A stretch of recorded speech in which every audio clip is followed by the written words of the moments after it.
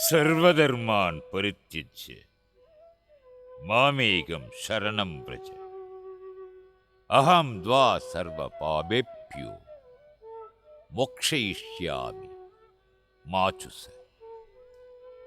எல்லா அறங்களையும் விட்டொழித்தெங்கென்றனை நல்லாய் சரண் புகுக. நான் உன்னை அல்லல் தரு பாவங்களின் முற்றும் பற்றறவே விடுவிப்பே. மேவு துயிர் எல்லாம் விடு சிறுவிரல்கள் தடவி பரிமாற.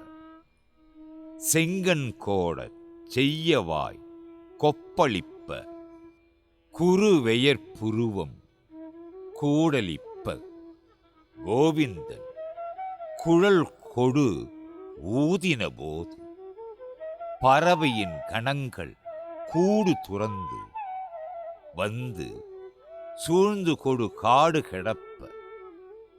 கறவையின் கணங்கள் கால் பரப்பிட்டு கவிழ்ந்திறங்கி செவியாட்டக் கில்லாவி.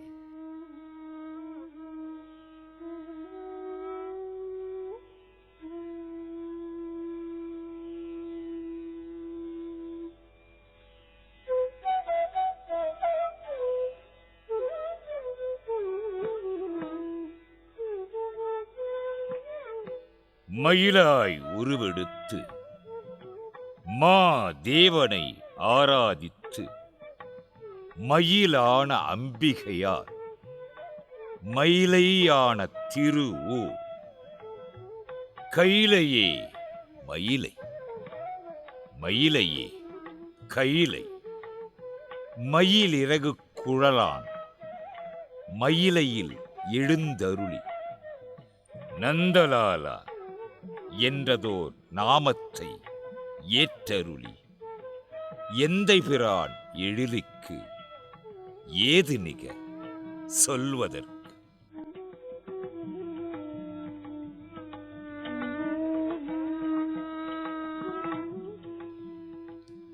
மத்தக்களிற்று வசுதேவர் தம்முடை சித்தம் பிரியாத தேவகை தன் வயிற்றில் அத்தத்தின் 10ஆம் நாள் தோன்றிய அச்சுதன். மைத்தடங்கண்ணி யசோதை வளர்க்கின்ற செய்தலை நீல நிறத்து பிள்ளை.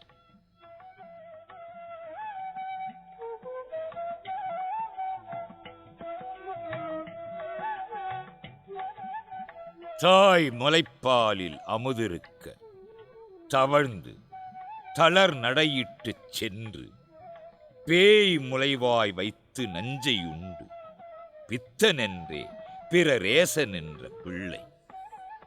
ஆயர்பாடி அணங்குகளின் பேச்சுக்கும் மூச்சுக்குமாக மாயக் கண்ணனின் பால்ய லீலைகள் மகிமை பல பெற்றிருப்பினும் அவற்றுள் அமைந்துள்ளவை அற்புதமான தத்துவங்கள். அச்சுதனின் அவதாரங்களிலே அகில மாந்தர் உய்வதற்காக அவதரித்தருளிய அவதாரம் கிருஷ்ணாவதாரம். அதுவே இந்து சனாதன தர்மத்தின் தத்துவ சாரம். அந்த சாரமே இந்த நந்தலாலா. முத்தும் மணியும் வைரமும் நன் பொன்னும் அத்தன் மீது பதிந்திருக்க 10 விரல்களும் மேலும் கீழுமாக குழல் மீது பொதிந்திருக்க ஆலமா மரத்தின் நிலைமேல் ஒரு பாலகனாய் ஞானமேழும் உண்ட பிரான். நித்திலத்தை காத்தருளும் நிமலன் நின் மலன் நீதிவானவன் நந்தலாலா. எந்தை தந்தை தந்தை தந்தை தன் மூத்தப்பன் 7 படிகால் தொடங்கி சிந்தையிலே வைத்திருக்கும் தேவாதி தேவன். குருட்சேத்திரத்திலே பார்த்தனான அர்ஜுனனுக்கு பகவான் நந்தலாலா அருளிய உபதேசம். என் ஒருவனையே புகழாக அடைவாயாக. நான் உன்னை எல்லா வினைகளிலிருந்தும் விடுவிப்பேன். கவலை வேண்டாம்.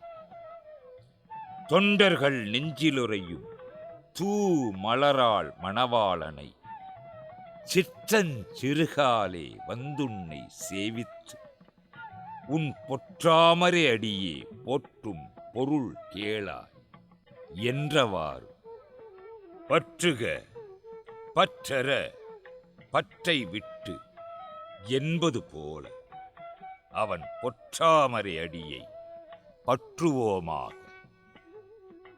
சரணம் புகுந்தவரை மரணமானால் காக்கும் பிரான் எம் பிரான் எம்பிரான். நம்பி வந்தோர்க்கு நல் வழி நல்கும் நந்தலாலா.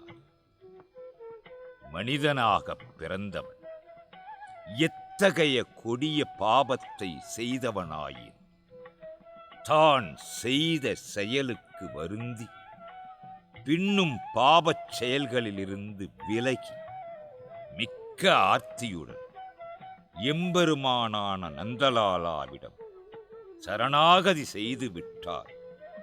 அதன் காரணமாக அந்த மனிதன் தூய்மை பெற்று மோட்சமடையும் வரை உள்ள பலனை பெற இயலும். இதுவே சரணாகதியின் சாரம்.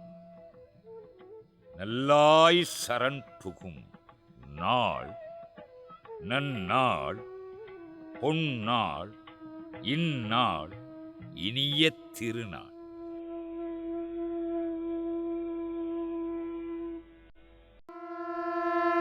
அறம் குன்றி மரம் தோன்றும் போது நான் தோன்றுவேன் என்கிறான் பகவான் நந்தலாலா.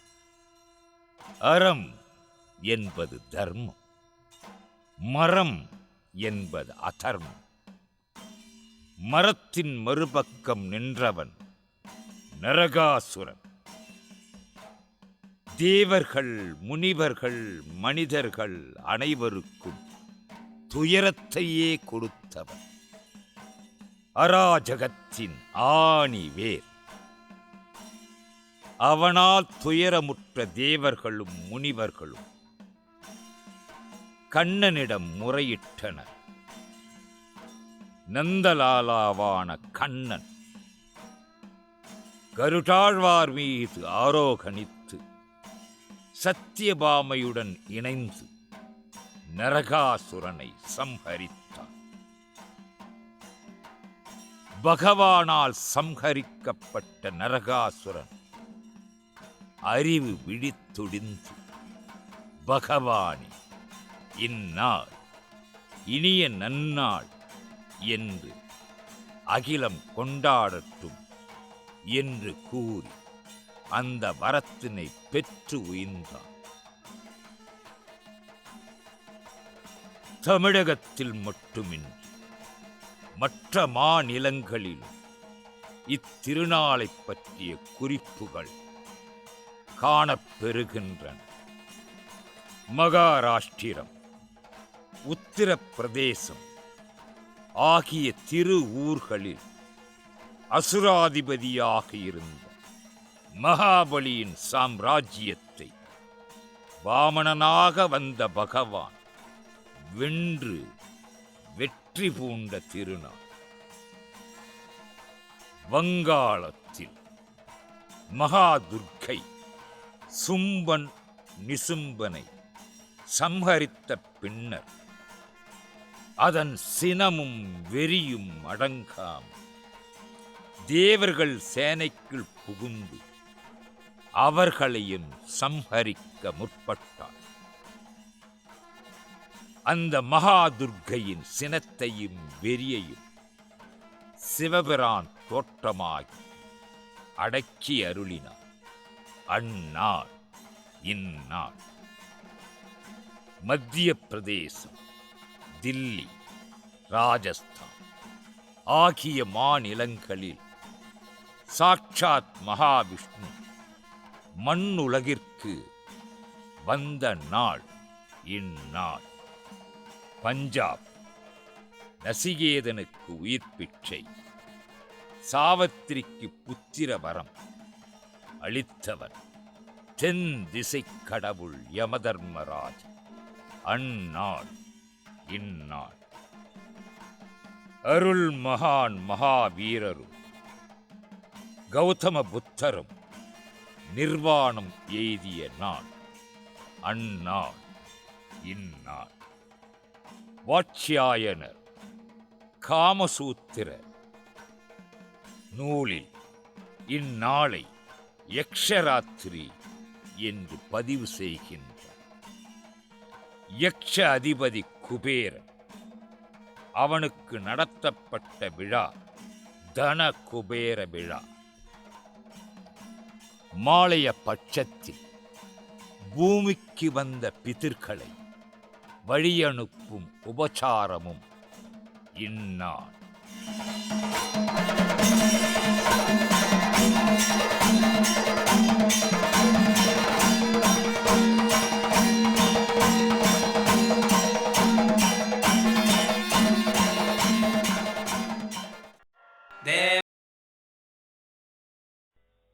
தெய்வ வழிபாட்டின் ஓர் அங்கம் தீபலக்ஷ்மியை வழிபடுவதாகும். அந்த தீபலக்ஷ்மியை அனைத்து வடிவங்களாக விளங்குபவளும் அனைத்திற்கும் தலைவியாக இருப்பவளும் செல்வம், ஆரோக்கியம் ஆகியவற்றை அருளும் தேவியே, நீ எப்போதும் எம்மை விட்டு நீங்காது நின்று ஒளி வீசுக என்று பிரார்த்திக்கப்படுகிறது. பூஜையின் தொடக்கம் முதல் முடிவு வரை விளக்குகள் எரிய வேண்டியது அவசியமாகும். விளக்குகள் இறைவனின் ஒளி வடிவம். கிராமிய வழிபாட்டில் பூசுனை அல்லது பூவரசு இலை மீது பசுஞ்சாண உருண்டையை வைத்து அதன் மீது விளக்கை ஏற்றி வைப்பர். பசுஞ்சாணம் லக்ஷ்மியின் உறைவிடமாகும். ஸ்ரீசூக்தம் மகாலட்சுமியை கர்சினி, அதாவது சாணத்தில் இருப்பவள், ஆர்த்தரா, அதாவது ஈரமாக இருப்பவள் என்று துதிக்கிறது. மேலும் அந்த மகாலட்சுமி அக்னியால் துதிக்கப்படுபவள் என்றும் உலகில் உள்ள தீபங்களுக்கு எல்லாம் வித்தாக இருப்பவள் என்றும் ஸ்ரீசூக்தம் போற்றுகின்றது. அஷ்டமங்களப் பொருள்களில் தீபமும் ஒன்று. மங்கள மங்கையரும் சுமங்கிலி பெண்களும் இல்லங்களிலும் ஆலயங்களிலும் ஆர்வமுடன் தீப பூஜையை செய்கின்றனர்.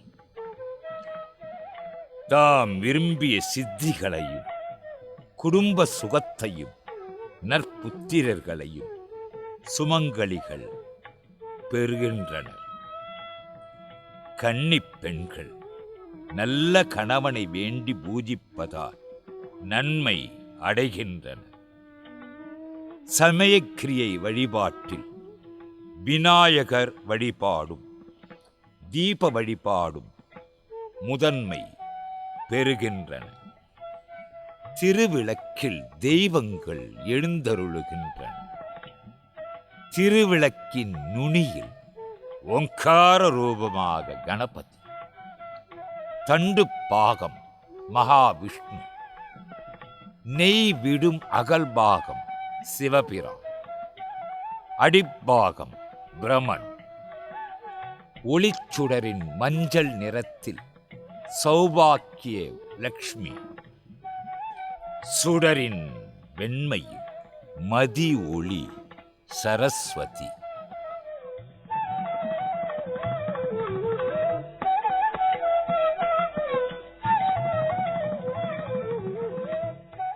இந்த உலகம் படைக்கப்பட்ட பொழுது ஒளியானது எங்கே இருந்தது அப்படின்னு நம்ம யோசிக்கிறோம் இல்லையா?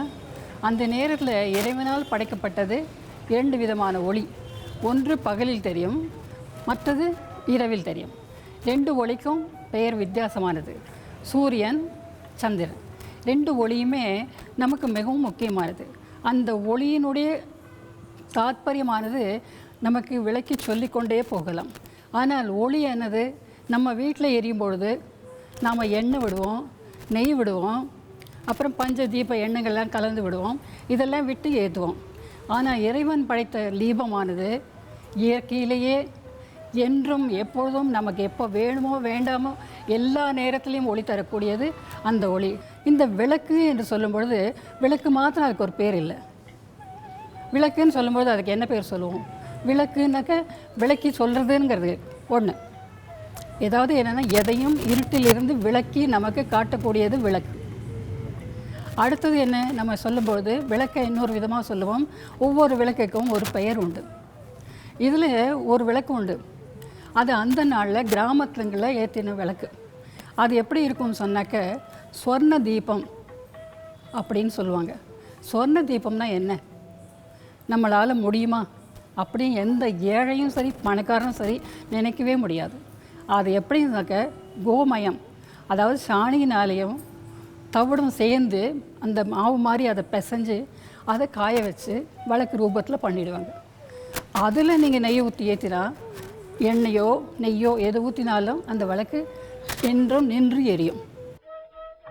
சிவந்த நிறத்தில் காளி மற்றும் துர்க்கை. திருவிளக்கின் அகல், நெய், சுடர், திரி.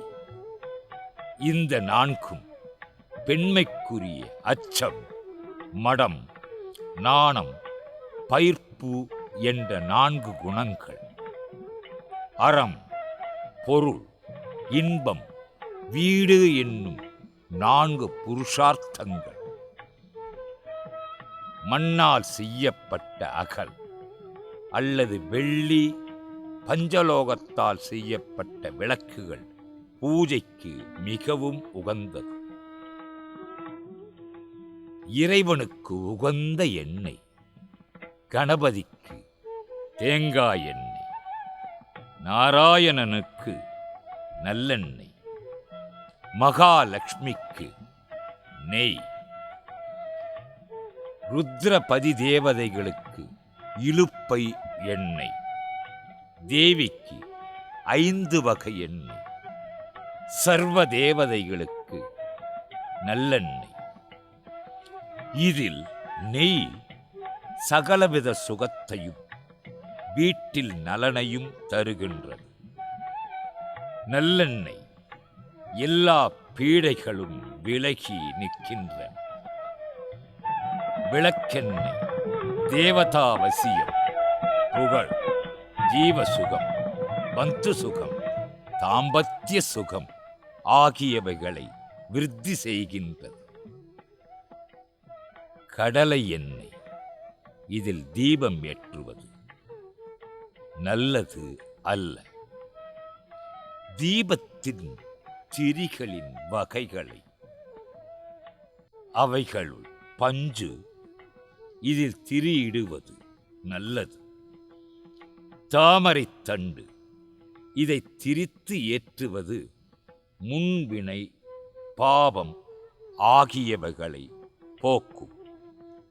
செல்வம் நிறைந்து நிற்கும்.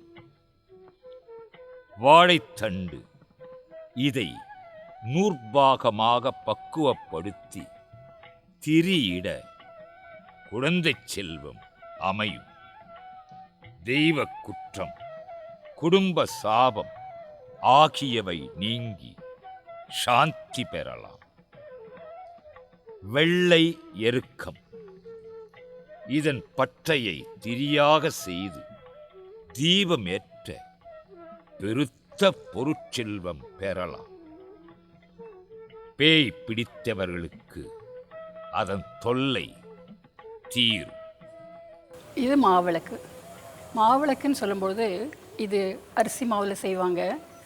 வெள்ளரிசி மாவில் செய்வாங்க, சிகப்பரிசி மாவில் செய்வாங்க, கம்பு மாவில் செய்வாங்க, வரகரிசியில் பண்ணுவாங்க, எல்லாத்துலேயுமே பண்ணுவாங்க. இதில் என்னென்னா வெல்லம் சேர்த்து பால் தெளித்து இது மாதிரி செஞ்சுட்டு வாழை இலையில் பரப்பி அதுக்குள்ளே நிறைய குழிவு பண்ணி அந்த குழிவுக்குள்ளே நெய்யை ஊற்றி திரி போட்டு ஏற்றுவாங்க. இது இப்போது காலத்தை ஒட்டி இதுக்கு தனியாக பாத்திரங்கள் எல்லாம் இப்போ வந்திருக்குது. இந்த பாத்திரத்துலேயும் வச்சு செய்வாங்க. இது செய்யும்பொழுது என்ன ஆகுதுன்னு சொன்னால், சில கோவிலில் இது பிரார்த்தனை என்னென்னா, வயிற்று வலி இருக்குது, வயிற்றில் சர்ஜரி பண்ணணும் சொல்லும் பொழுதெல்லாம் இதை என்ன பண்ணுவாங்க, வயிற்றில் போடுவாங்க, வயிற்றுலையே போட்டுப்பாங்க அந்த கோவிலில். அது தவிர குழந்தை வேணும்னு சொல்கிறவங்களும் அது மாதிரி செய்வாங்க. ஏன்னா படுத்துட்டு கோவிலில் குளிச்சுட்டு படுத்துட்டு அந்த வயிற்று மேலே இலையை போட்டு இலை மேலே இந்த மாவிளக்கு ஏற்றி கும்பிடுவாங்க. அந்த மாதிரி பழக்கம் இன்னும் கிராமங்களில் இருக்குது. அது மாதிரி இந்த மாவிளக்கு சாதாரணமாக வெள்ளிக்கிழமை, தை வெள்ளிக்கிழமை, ஆடி வெள்ளிக்கிழமையில் அநேகமாக எல்லார் வீட்டிலையும் இது செய்வாங்க. அதாவது சில பேர் ஒத்த விளக்கு போடுவாங்க, சில பேர் 2 விளக்கு போடுவாங்க. இது என்னென்னா ஆத்மா பரமாத்மா தத்துவத்தை விளக்க சொல்கிறது. இந்த விளக்கு நான் எரியும் பொழுது அதுக்கு பிறகு அதை என்ன செய்வாங்கன்னா, அந்த மாவை எடுத்து கலக்கி அது மலையேற்றின பிறகு மாவு எடுத்து பிசைஞ்சு எல்லாருக்கும் கொடுத்து விநியோகம் பண்ணி சாப்பிடுவாங்க. நம்மளுடைய இருதயத்துக்கு நல்லது தரக்கூடியது இந்த மாவிளக்கு. புது மஞ்சள் சேலை துண்டு இதிலிருந்து திரி செய்து ஏற்றினால் அம்பாள் அருள் கிட்டி வியாதிகள் குணமாகும், காற்றுச் சேட்டைகள் நீங்கும். சிவப்பு நிற சேலை துண்டு திருமணத் தடை, மலட்டுத்தன்மை, பைசாச செய்வினை தோஷங்கள் விலகிவிடும். புது வெள்ளை வஸ்திரம் இதனை பன்னீர் விட்டு காய வைத்து திரியாக பயன்படுத்த உத்தம பலன்களை பெறலாம். தீபம் ஏற்றுவதற்கும் எந்த திசை, அதனால் என்ன பலன் என்ற குறிப்புகள் காணப்படுகின்றன. கிழக்கு துன்பம் ஒழியும், கிரகத்தின் பீடை அகலும். மேற்கு கடன் தொல்லை, சனி பீடை, கிரகதோஷம், சல்லிய தோஷம், பங்காளி பகை நீங்கும். வடக்கு திரண்ட செல்வம் மங்களமும் உண்டாகும். திருமணத் தடை, கல்வித் தடை இவை அனைத்தும் விலகும். தெற்கு இத்திசையில் தீபம் ஏற்றக்கூடாது. இந்த வெள்ளை விளக்குன்னு ஒன்று சொல்லுவோம். இந்த வெள்ளத்தில் விளக்கு ஏற்றுறது கர்நாடகாவில் ரொம்ப சகஜம். இந்த வெள்ளை விளக்கு ஏற்றும் போது என்ன ஆகுதுன்னா, நம்மளுடைய கடன் தொல்லை தீருது. எவ்வளோ கடன் வாங்கியிருப்போம், நம்ம அடைக்கணும்னு நினைப்போம், அடைக்க முடியாமல் போகும். அந்த மாதிரி கடன் வாங்கிறதுக்கும் ஒரு தைரியம் வேணும், அதை அடைக்கிறதுக்கும் ஒரு தைரியம் வேணும். அந்த ரெண்டையும் தரக்கூடியது இந்த வெள்ளை விளக்கு. அது தவிர என்னென்னா, நமக்கு நோய் நீங்கி இருக்க முடியும் அப்படிங்கிறதுனால இந்த வெள்ளை விளக்கு ஏற்றின பிறகு இந்த வெள்ளத்தை பிறகு உடச்சி அவங்க என்ன பண்ணுவாங்க, வீட்டில் சக்கரை பொங்கல் செஞ்சு சாப்பிடுவாங்க. இல்லைன்னா எல்லா குழந்தைகளுக்கெல்லாம் விநியோகம் பண்ணி அதை முடிச்சிடுவாங்க. இந்த மாதிரி இந்த விளக்குக்கு ஒவ்வொரு விளக்குக்கும் ஒரு விசேஷம் எப்படி இருக்குங்கிறத நான் உங்ககிட்ட இப்போ சொன்னேன். ராசிகளுக்கும் தீபங்களுக்கும் ஓர் ஒற்றுமை உண்டு. தீப பூஜை செய்பவர்கள் அமரும் முறை மேஷம், சிம்மம், தனுசு ராசியில் பிறந்தவர்கள் கிழக்கு திசை நோக்கியும், ரிஷபம், கன்னி, மகரம் ராசியில் பிறந்தவர்கள் வடகிழக்கு திசை நோக்கியும், மிதுனம், துலாம், கும்பம் ராசியில் பிறந்தவர்கள் வடக்கு திசை நோக்கியும் அமர்ந்து பூஜித்தார் சிறப்பு தரும். அமர்ந்து பூஜித்தால் சிறப்புகள் பல பெறலாம். பூஜை தொடங்கும் முன் தாய், தந்தை, குரு, தெய்வம் இவர்களை மனதில் பதித்து தியானித்து தொடங்குதல் வேண்டும். தனலட்சுமி முதல் அஷ்டலட்சுமிகளின் அருட்கடாட்சம் அமையும். எண்ணிய எண்ணம் திண்ணமாக இருக்க வேண்டும். எண்ணம் திண்ணமானால் வண்ணமுறும் வாழ்வு.